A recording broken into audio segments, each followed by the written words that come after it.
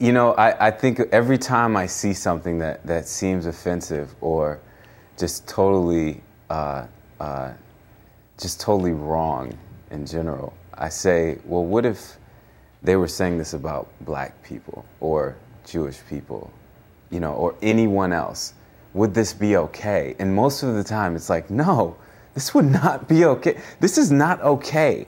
The idea that they're questioning our president and saying, is our president Muslim? What if he was a Caucasian man who may have had African American blood in his bloodline generations ago? Would it be okay for people to say, well, is he part black? You know, like, would that be okay? And so that all these things that people are saying about, you know, the Ground Zero situation is similar to building a memorial at to those who did the bombing, the Republican primary candidate who just got the nomination for the Republican candidacy. Yes, and just, I mean, all these things, they're just so, they're so off, and I just don't think it's fair, and it's not right. You know, we are supposed to be a progressive country that does not fall into these trends over, and I mean, this is a cycle. It's supposed to be, but we're not there yet. Roger, final thought from you. Gender plays a whole big role in this too, and I guess I just would end by asking a question about the degree to which you think some of these tensions are stoked by our traditional expectations of masculinity and taking charge and taking control. I think that the machismo that is played through my character is a machismo which can certainly be recognized the world over. And it's something that has led us into difficult situations both domestically and internationally as well.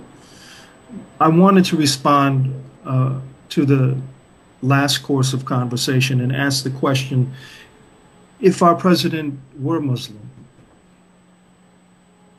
would it matter? Would it be unconstitutional? If perhaps he were born in Kenya, it would obviously make him ineligible to be president of the United States, but would it make him less intelligent? Would it make him more akin to be aligned with terrorist activity or to have sympathy with our enemies? These are crucial questions which should be addressed. And we also need to address, when we speak of the World Trade Towers, the history of that section of New York City.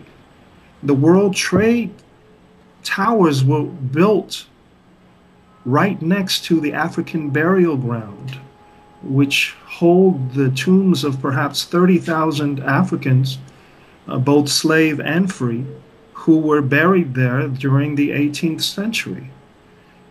So when we talk about sympathy to the past, empathy to tragedy, I think that we have to stretch a lot further than the year 2001 and talk about this world as a planet which is shared by everyone, which has absorbed the bones, the blood, the sweat, the tears of all the people who have inhabited and shared this planet. And it's up to us now to really decide, whether or not we're going to get along, as we would be reminded by both Mr. King and Dr. King.